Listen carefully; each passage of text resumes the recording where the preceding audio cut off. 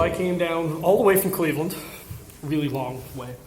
And so we're going to talk about the most sustainable ways to heat and cool a home.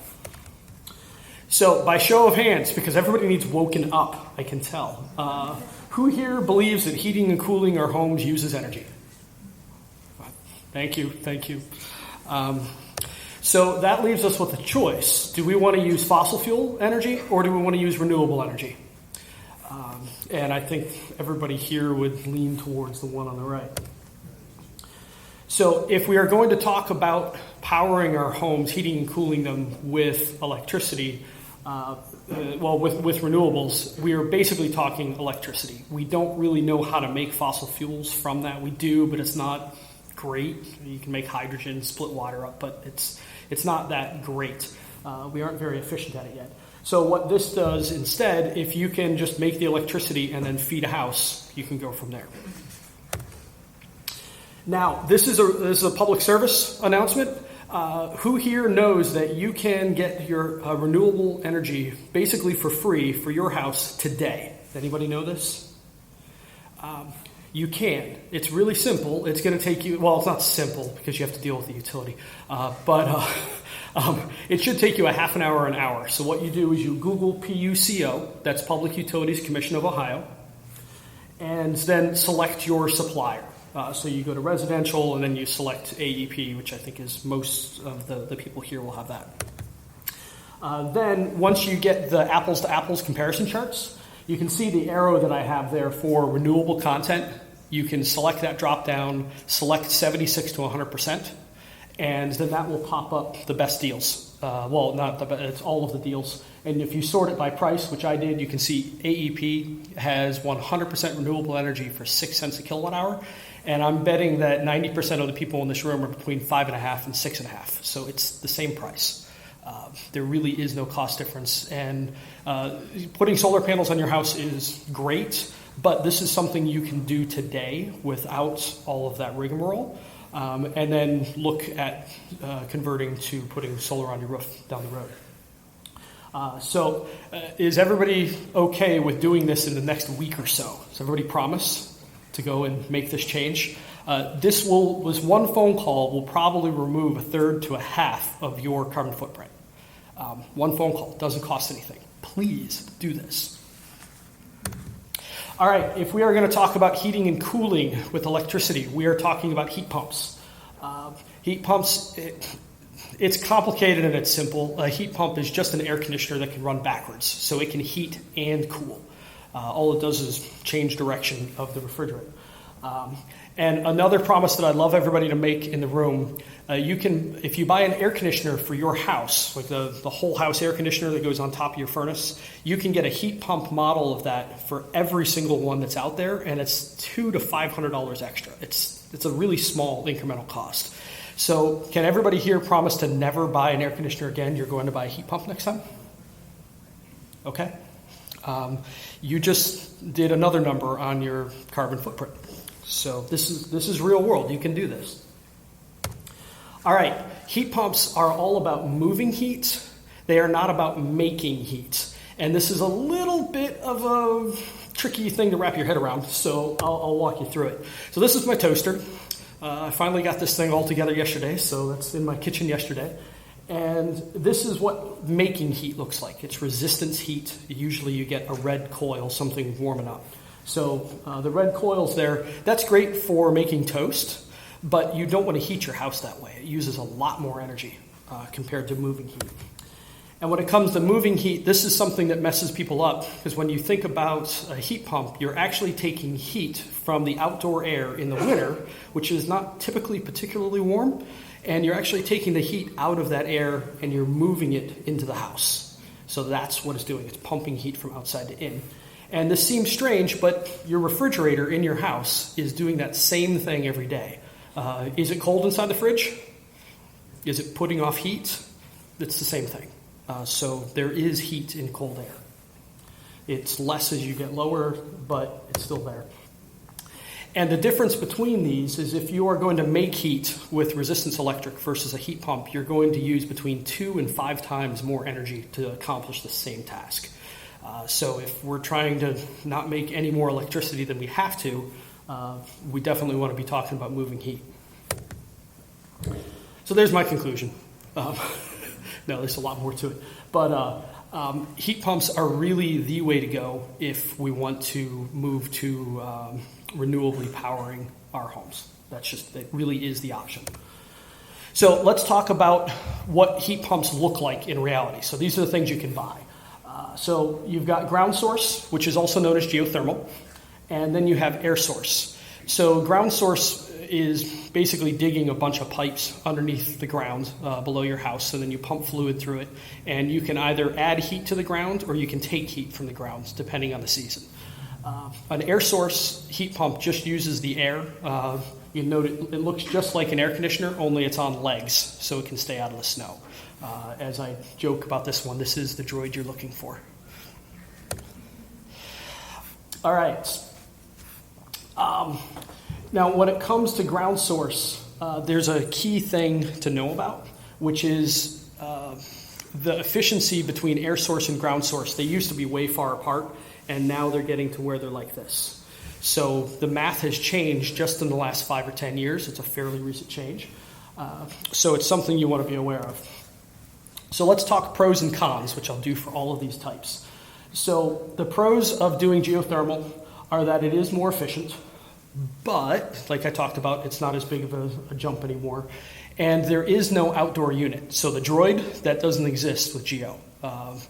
And so if anybody here has been eating dinner outside in the summer and then the air conditioner for the neighbor's house or for your house kicks on and then you have to talk loud over it and it's kind of annoying, it doesn't have one of those. But on the bad side, they are 2 to 3 times as expensive as an air source heat pump. And we've watched this cause problems for a number of our clients. Also, the tax credit expired at the beginning of this year. So there used to be a 30% tax credit that's gone. Doesn't look like it's coming back. One of the curses that it does is if you put the money into a geo system, you can oftentimes not have enough left over to make the upgrades to make the house comfortable and efficient and healthy and all of those things. You just have to leave the house as is because you burned all of your equity getting that loan. The other problem with it is geo is a fairly specialized thing. So there may only be 2, 3, maybe 5 companies in a whole city that are qualified to work on geothermal. So if you end up not liking the guy you have, you may not have a lot of options, and you can't just pick up the phone if something goes wrong and have somebody come out. And then the last thing is if there's anything that happens with the outside portion where the piping is going under the ground, step 1 is start digging. So you're looking at $1,000 minimum before you really even get going. So repair costs can be high if something goes wrong. And the energy savings can be questionable.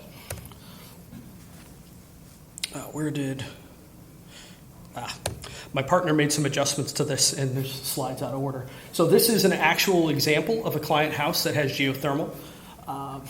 And they have a lot of comfort problems in the house, but because they spent about $35,000 on the geo system, they don't have money left to solve the comfort problems in the house. Where if we had done an air source heat pump, which would have been $10,000, $15,000 instead, and then made the upgrades for the same amount of money, we could have given them a comfortable house with comparable or probably lower energy costs for operating the house. So that was a big missed opportunity. Wouldn't you upgrade those before you put the money into a heating system?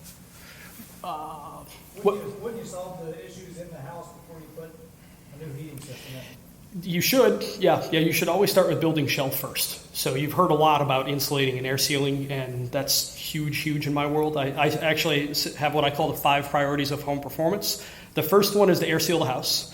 The second one is to air seal the house. The third one is to air seal the house. Then we insulate it, and then we put the right HVAC in.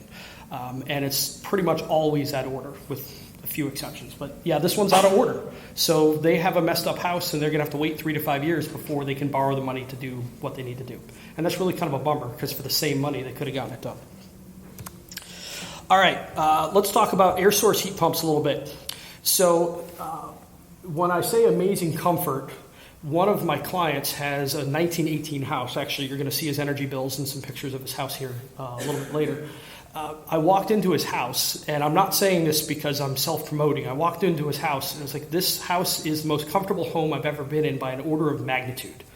And the reason is it can trickle heat and cool into the house exactly as much as it needs. So the temperature in that house doesn't do this. It's just flatline. And I actually have graphs that I can show you that house does not move much.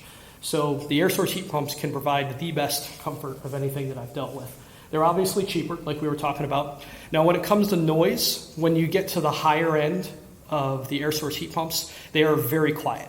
So another instance, one of my clients was talking to his neighbor standing about 15 feet away from his outdoor unit, and the neighbor said, "So, when are you going to turn that thing on?" And Paul answered, "It's running." So they're very, very quiet. And then obviously you can get just about anybody to work on those units. But on the bad side, air source heat pumps are very much like the battery in your car. So has anybody had a battery fail on them on the coldest day of the year? The car wouldn't start. Okay, so I see 1, 2, 3. Okay, so air source heat pumps have the same problem. As the temperature goes down, it requires more heat, but they put less heat out. Now, there is a solution to that, and we're going to talk about it shortly, but that's one of the problems with them. The other thing is they do have the outdoor unit, so that can be a little bit noisier. All right. Yeah, that totally got messed up. So the ground source heat pumps, where they do make sense and pencil out, if you are honest about the math, which unfortunately almost no one in my world is genuinely honest and tracks to see what happens to the actual energy use after the fact. If you're honest about the math, if you don't have a 5,000 square foot house and up, Geo probably doesn't pencil. It just doesn't. If you have a big commercial building like this, Geo can actually do fine too, but you need a lot of energy use and a lot of space before the math starts to work. So I'm sorry to beat up on Geo, but we've done the math. It's just kind of where it is. All right, so let's talk about air source heat pumps. There's two different varieties of these. So on the left is called a mini split. Split just means there's one part of the system inside and there's another part that's outside. So if you have a window air conditioner where it's just the whole thing, that is a single component air conditioner, where when you have something inside the house and outside the house, that's called a split system. So a mini split just has a little head on the wall like that, and a standard split heat pump looks basically like a furnace. So the mini splits, on the inside, they have these wall units. Sometimes they're called wall warts because not everybody likes how they look. They work in just one room generally, or they'll work in an open space. But if you have a closed up space, like 3 bedrooms upstairs, you need one of these for each bedroom to do a good job in general.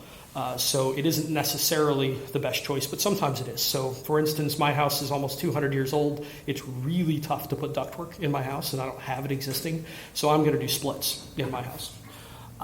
And the outdoor unit looks very similar to an air conditioner that you see otherwise, only instead of going vertically, you can see the fan is horizontal. This one was also installed incorrectly, which is part of the curse of my world. There's a lot of things that aren't done quite right. That should be 10 inches off the ground to keep it above the snow, and it is now. But when I took this picture, they kind of goofed up the install. So pros and cons. When you're talking about a mini split, you don't need ductwork. They're oftentimes called ductless mini splits. They are very good for big open spaces. So actually a space like this wouldn't be a bad fit. You'd probably need a couple and it would just end up doing the whole space. They also do very well in cold weather because they have some of the most advanced technology, which is now coming into the other ones as well. But the bad parts are, if you think about the healthy home stuff that I get into a lot, that's as you tighten a house, you need to deal with the air inside much more carefully or you can make people sick. Mini splits have really lousy filters on them. Since they don't have a duct, there's no way to bring fresh air into the system, where if you have a ducted system, you can bring fresh air in at the same time. They're not good for a whole house retrofit. And you can't use it to just replace the unit in the basement. So if you already have a furnace or an air conditioner, this is probably not a great solution unless you're talking about, say, a bonus room over a garage that doesn't heat and cool well. That can be a good fit. But you'll see these talked about as kind of a savior in general, and I respectfully disagree. They have their use, but it's not as much as people might think. All right, so there's two different varieties of standard split systems as well. So you can either do heat pump only, or you can do a heat pump on top of a furnace, which I alluded to earlier.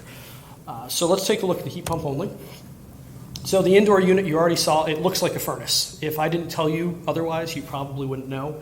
And then you've already seen the droid outside. So it's a pretty simple thing.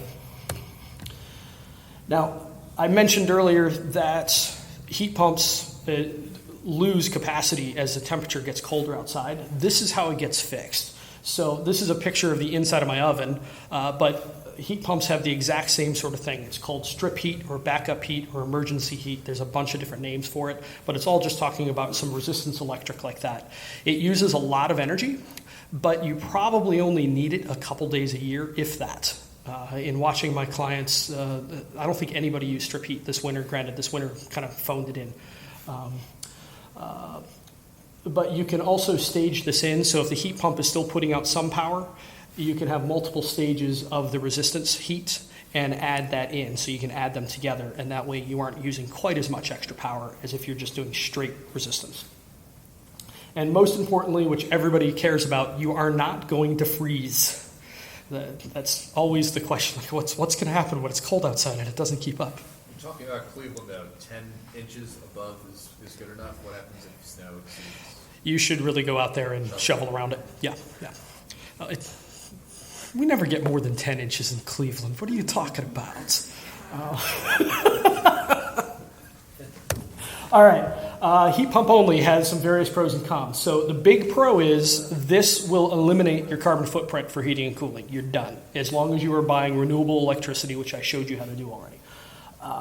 You can use this to replace your current HVAC. So your furnace and air conditioner, you can change out for one of these. The comfort can be truly amazing, and it still leaves all of the healthy home options on the table. So you can do really good filtration. You can bring fresh air into the system. You can put a whole house dehumidifier into this, which our climate is gradually getting more and more moist, which means we're going to have more and more moisture problems. And there's three things that kill buildings. There's water, and there's water. That's just what kills them. So you want to keep buildings dry, and it's going to become more and more of a problem as we move forward. So our dew points are already up 5 degrees or thereabouts on average in summers. That's a big deal. And then on the flip side, though, if you're going to do heat pump only, you cannot mess around with this. You pretty much need to do a home performance project. So you're going to need to do blower door testing because you have to figure out how much it actually takes to heat and cool the house, and you need to know with a good degree of accuracy. You can't, like a furnace, you can put a gigantic furnace in and it'll be fine. You can put just about anything in and it'll work. With the heat pumps, they don't have a great deal of output. They're not really big. They don't have a lot of power. So you have to be pretty close to right. And I'll actually show you a client home where we purposely didn't make that work. When you say home performance project, an energy audit already done? It could be. I consider that as part of it. So I should probably back up a second. So what I do, I'm very unusual. I'm a solo consultant. So what I do is I go in, I find out what people want to fix in their house. I help them prioritize those things. We do some testing, and I audit the house to see where the problems are that are causing the things they want to fix.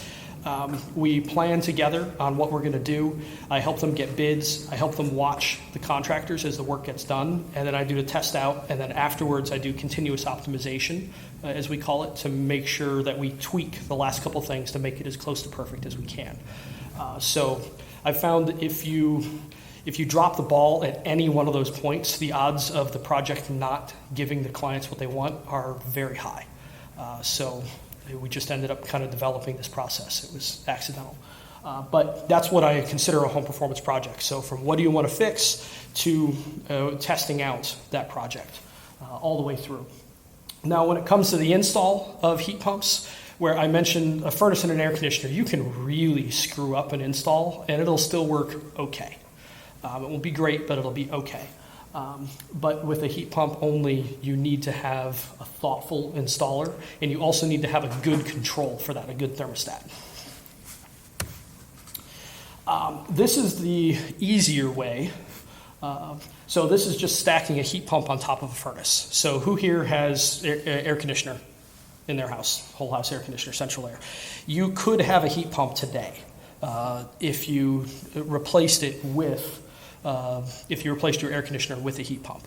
So this is something that anybody can do. And how it works is going to depend on the house, but it's a relatively safe upgrade. And the outside unit looks the same. But it's just it's a heat pump stacked on top of the furnace. So the hybrid systems, yes, you're going to use a lot less fossil fuels. So you may only need to use gas to heat your house once you get below 30 for some cases. Some houses, if it's good, you might be down to 10, maybe even 5. So you may use almost no fossil fuels. Like I mentioned, you can replace your current air conditioner. You can get good comfort out of this, but it's not always amazing because you're not addressing some root causes if you're just changing HVAC. And you still have all the healthy home options on the table. On the flip side, you are not off of fossil fuels. A lot of heat pumps need some adjustment in how the system works, so you may have to replace the furnace anyway. It may not be a simple swap. And the gas backup, which is the furnace underneath, it can't stage with the heat pump. Either it's the heat pump or it's gas. You can't do both together. So it just switches over at some point. All right. This is a question that I get a lot. Who here thinks that heat pumps cost more to actually operate a house? All right. So I'm going to show you, these are 2 clients. So on the left is Kevin, on the right is John. So Kevin has a furnace, John has a heat pump only. These are about as comparable of homes as I could possibly ask for. So they're built within 3 years of each other. They're within 100 square feet. They both have one guy living there. They're both 2-story houses where we spray foamed the attic. And their blower door leakage is nearly identical. So these are effectively the same house. So this is how much it cost Kevin to run his house from December of 2015 to December of 2016. And this is everything. This is gas and electric. So it's not water, but it's gas and electric. So $1,800. There's John's. So it's not necessarily a ton less, but keep in mind this is with record low natural gas prices. And we can still make a 1918 house in a very cold climate zone operate for about the same cost. So it's not a massive difference. Now, a big part of this is, I don't know if anybody knows this, but you know how much per month you pay just to have a gas meter attached to your house? Who thinks it's more than $5? More than 10? More than 20? Yep. So we still have, it's usually about $25, give or take. I forget what it is for Columbia, but Dominion's 25. It's $26.18 to be exact. But the key thing is it isn't necessarily more expensive. And it actually gets better because this mild winter, heat pumps they're cheaper to operate than a furnace at higher temperatures. So when you're talking 30s and 40s and 50s, they're actually less expensive to operate. So the spread became $250 as our climate is getting milder. This last winter was just such a joke. I didn't mind it. Seriously, from Cleveland, in heating degree days, which Merle was talking about, we moved to Kentucky. It was that big of a difference. It's just this massive swing. It's really kind of terrifying. So, and yeah, just to repeat, we pulled this off with really low natural gas. So the conclusion is air source heat pumps aren't necessarily more expensive. Now, this is a case by case. This is one anecdote. These are some houses that I worked over pretty stinking well. These had big hammers used on them. But what I want to talk about next is taking a step back. So let's talk energy costs moving forward. And Merle, actually, this is kind of funny. Bye, Eric. Thank you. So my prediction is over time, electricity is either going to stay the same or it's going to go down. And the reason is we're making more and more of our electricity with renewables, and they don't have any fuel cost. And it's a technology-based thing. So just like 10 years ago, you had to pay $5,000 for a 50-inch TV, but you have to pay $500 now. These are technology-driven things. So this is just showing, solar panel sales are going up a lot as their prices have fallen precipitously. So they're, about a third of what they were 10 years ago. Now, on the flip side, and actually I wish I had your chart because I was looking for something on Google that went back a lot further. What I often say is, do you think the BP oil spill would have occurred in 5,000 feet of water drilling 18,000 feet down if there were easier places to get it? This is not the Beverly Hillbillies. You can't just go stick a spade in the ground and have oil bubble up. That stuff is gone. We're going to have to work increasingly harder to get this out. So the odds of fossil fuel prices going up are fairly high. But conversely, if you get tired of paying too much for electricity, you can slap solar panels on your roof and you cap what you're going to pay for 20 years. So those are the questions that you need to ask yourself when you're deciding what you want to do with your next HVAC system. And then the second question is, if heat pumps make sense today, what if the math for electricity versus fossil fuels gets better? The last point that I want to make on energy pricing is when you buy a new furnace, you are making a 15 to 20 year commitment to fossil fuels. That's a very uncomfortable realization to come to. And so are you sure that's wise? Are you sure that's what you want to do? And then I have my caveat here. I could be totally wrong. So this is my bet. I think we're going to do heat pump only moving forward. But you have to get the house reasonably tight so that the heat pump has enough power to carry it.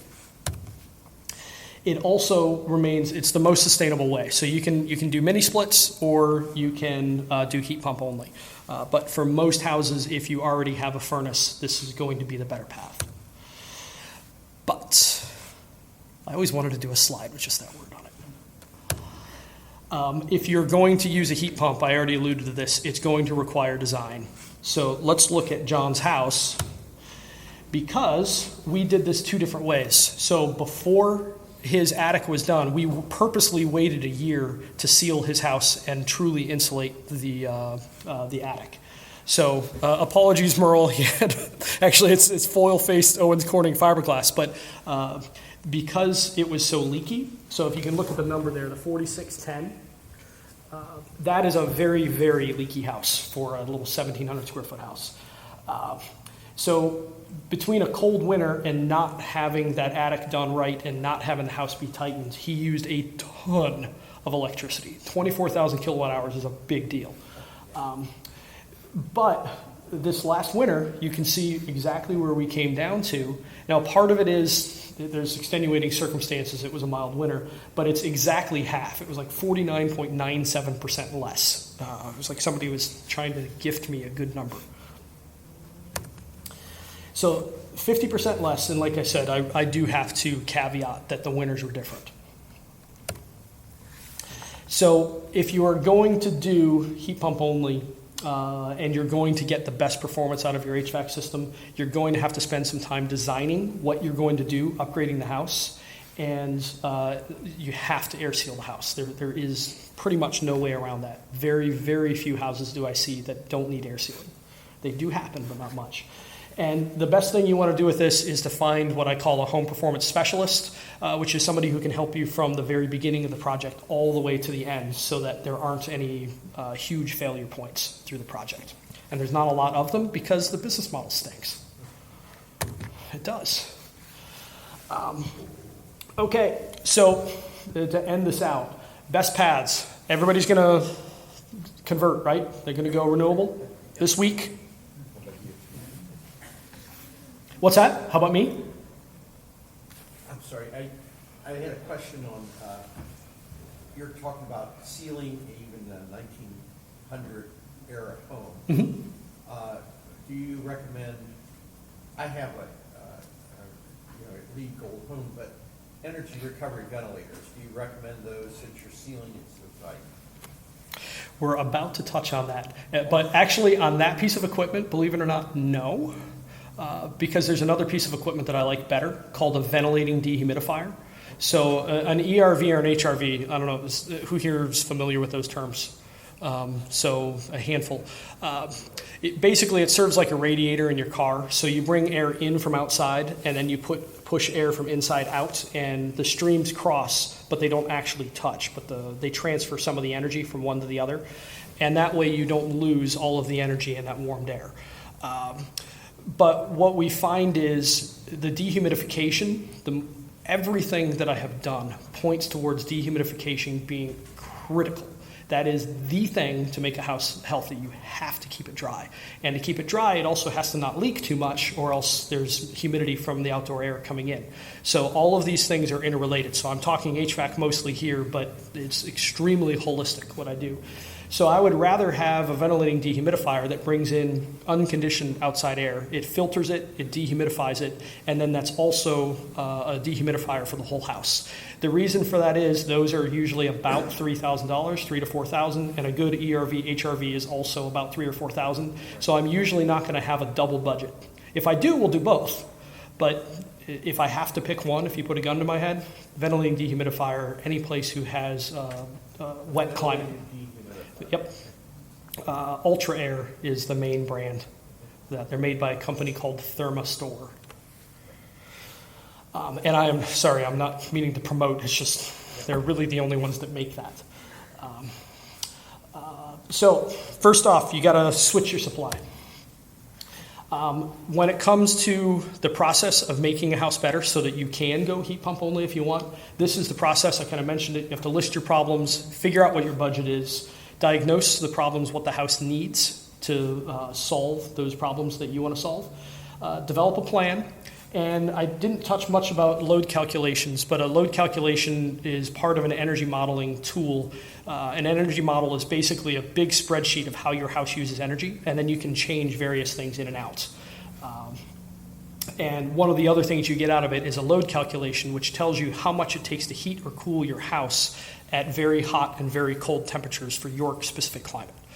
So I don't know Columbus, but in Cleveland, we designed to 88 degrees in summer and 5 degrees in winter. So we have to be able to handle that range. But the load calcs are super important when you're using heat pumps. Then you do whatever you need to fix the house. You install your heat pump or hybrid system, and then you tweak it to perfection. So what I end up doing in my practice is I'm basically adding knobs to your house that I can twist. And then I like to play with it. Let's turn it down to 1. And then the other way, I love knobs that go to 11. So you turn it to 11. And you see what the house is capable of on the high end and the low end. And then you find where the in the middle is where you're happy. So it's a fairly involved process to get them just right. But once you get this done and you have a good control, it's automated. You set the thermostat. You don't think about it ever again. All you have to do is change filters. So there's, I don't know if anybody plays around, like my friends last night, the upstairs got a little bit warm, so we kicked the air conditioner on at like 11 p.m. You wouldn't do that. You just leave it on all the time, and then you'd have fresh air system coming in. So I meant for this to be kind of a flow chart, and it didn't work out very well. But just to review, so heat pumps, you've got ground source, air source, mini split versus standard split, and then hybrid and heat pump only. And I highlighted the 2 that are all electric and that I like the best.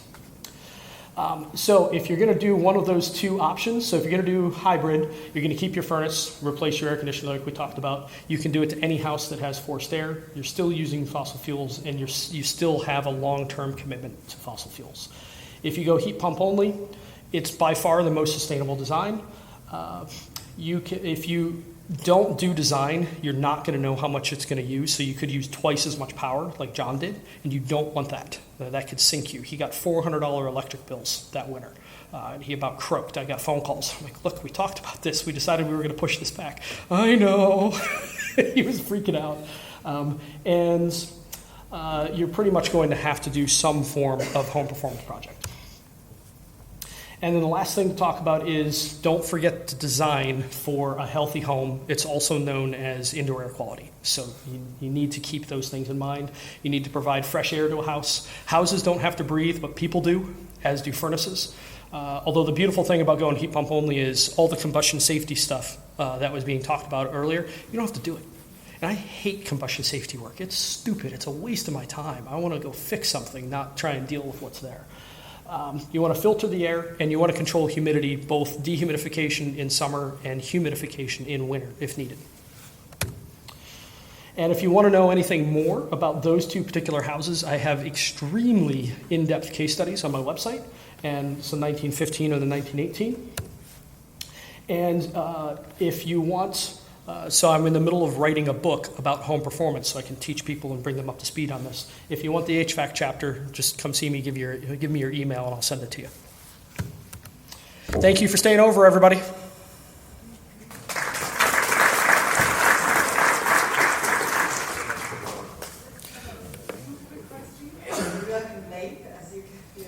Yeah, we're hungry. Jamie? Yeah, so you're building a house as opposed to renovating a house. What would you suggest as far as a HVAC system at that point? Heat pump only, baby. Let me rephrase that. Air source standard ducted or mini split? Air source ducted, because then you can tackle whole house filtration, whole house humidification, dehumidification, and fresh air all with one system.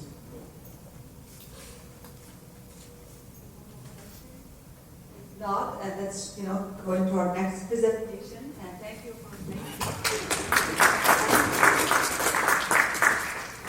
Our next speaker is Dr. Victoria Chen, and she's going to talk about energy efficient appliance.